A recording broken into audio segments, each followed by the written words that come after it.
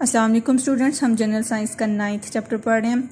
आज हमारा टॉपिक है CPU, सेंट्रल प्रोसेसिंग यूनिट। कल हमने इनपुट डिवाइसेस के बारे में पढ़ा कि इनपुट वो डिवाइसेस होती हैं जिनके ज़रिए हम कंप्यूटर को कोई ऑर्डर देते हैं, हुक्म देते हैं, और वो हुक्म जो है वो जो हमारा ऑर्डर होता है वो CPU में जाता है। स्टार्ट करते हैं। कंप्यूटर का दिमाग सेंट्रल प्रोसेसिंग यूनिट है, जिसे मुख्तसरन CPU कहा जाता है। ठीक है, ये कंप्यूटर का दिमाग है अगर तुम लोगों को MCQs आ जाता है। ये कंप्यूटर से मुख्तलिफ हिस्सों को कंट्रोल करता है।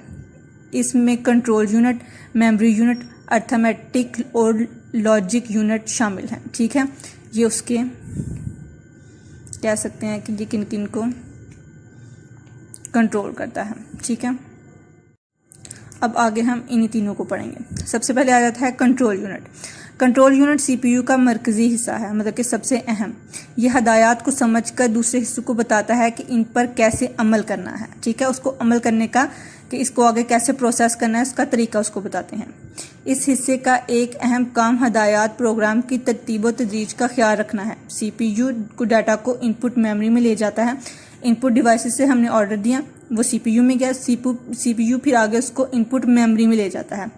फिर मेमोरी से ALU, अर्थमेटिक लॉजिकल यूनिट जिसको कहा है, में ले जाता है ताकि जमा, तफरीह और तकरीर ऑपरेशंस किए जा सकें। ठीक है, जो भी हमने हुक्म दिया होगा उसके अकॉर्डिंग वो काम करेगा। वहाँ से वापस मेमोरी में ले जाता है और आखिर में आउटपुट यूनिट को मुंतकिल कर देता है। ठीक है, मेमोरी में ये सारा काम हो जाता है, फिर वो दोबारा आउटपुट में आ जाता है। आउटपुट क्या होता है? जिसके ज़रिए जो हमने हुक्म दिया होता है वो हमें उसका काम मिल जाता है वापस। जो भी हमने काम कहा होता है वो हमें मिल जाता है, काम किया हुआ। कंप्यूटर में होने वाले तमाम अमल की निगरानी CPU करता है। ठीक है, उसका काम है निगरानी करना।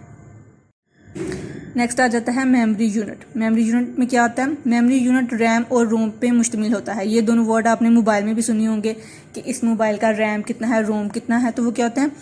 जो रैंडम एक्सेस मेमोरी और रीड ओनली मेमोरी के मुखफ़िफ हैं। मतलब कि इसका मतलब ये है, इन्हें आर्जी मेमोरी भी कहा जाता है। आर्जी मतलब टेम्पररी, जहाँ पे हम थोड़ी देर के लिए स्टोर करें। इनपुट आलात या हार्ड डिस्क से डाटा पहले रैम में मुंतकिल किया जाता है, फिर इसको प्रोसेस करना शुरू किया जाता है। मतलब कि वो पहले रैम में जाता है, उसके ऊपर काम होता है। फिर रोम में कुछ इन्फॉर्मेशन मुस्तकिल तौर पर महफूज होती है। उसने कहा है कुछ, सारी नहीं उसने कहा। जब कंप्यूटर को ऑन किया जाता है तो रोम ऑपरेटिंग सिस्टम के आगाज़ में मदद करता है। ठीक है, रैम के बारे में पढ़ा, और रोम का क्या काम है? उसको ऑपरेट करने में कंप्यूटर की मदद करता है। Next, arithmetic logical unit. Arithmetic logical unit हिसाबी अमल यानी जमा, तफरीक, ज़रब, तकसीम वगैरह करता है, और मुंतकी अमल यानी दो चीज़ों के दरमियान मुआवजा करता है। ये जमा तफरीक का पता होगा, प्लस माइनस, मल्टीप्लाई, डिवाइड वगैरह, और दो चीज़ों के दरमियान जो डिफरेंस होता है उसको बताता है।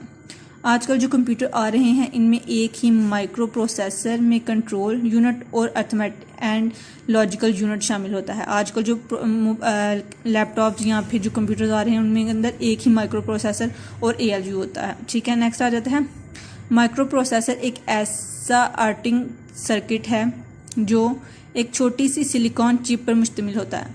वैसे चिप्स वगैरह आपने देखी होंगी, जो हमारी सिम होती है, मोबाइल सिम होती है, हम उसकी दूसरी साइड करते हैं तो जो गोल्डन कलर की हमें चमकती हुई नजर आती है ना, चिप उसको कहते हैं। ठीक है, उस तरह की होती हैं चिप्स। ज़रूरी नहीं कि सेम टू सेम वैसे ही हो, लेकिन इस तरह का उनका डिज़ाइन होता है। तो वो उस तरह की होती है। एक चिप पर हज़ारों इलेक्ट्रॉन अज्जा सबत किए जाते हैं, लगाए जाते हैं। कंप्यूटर के मसाइल हल करने की तमाम सलाहियत इसी में होती है। ठीक है, उसके जितने भी जो वायरस वगैरह आता है ना, वो उसी चिप के अंदर आता है। ठीक है, जिसकी वजह से कंप्यूटर ठीक से काम नहीं कर पाता। तो जितने भी मसाइल वगैरह हैं वो उसी के थ्रू हैंडल होते हैं। ठीक हो गया, तो ये हो गया आपका आज का लेक्चर। ये आपने सारा ही कंप्लीट ही याद करना है। CPU ये इंपॉर्टेंट है, आपने अच्छे से याद कर लेना है। इसमें से कोई चीज़ जो ना समझ आए मुझसे पूछ लेना, मैं दोबारा आपको समझा दूंगी। ठीक है, अल्लाह हाफिज़।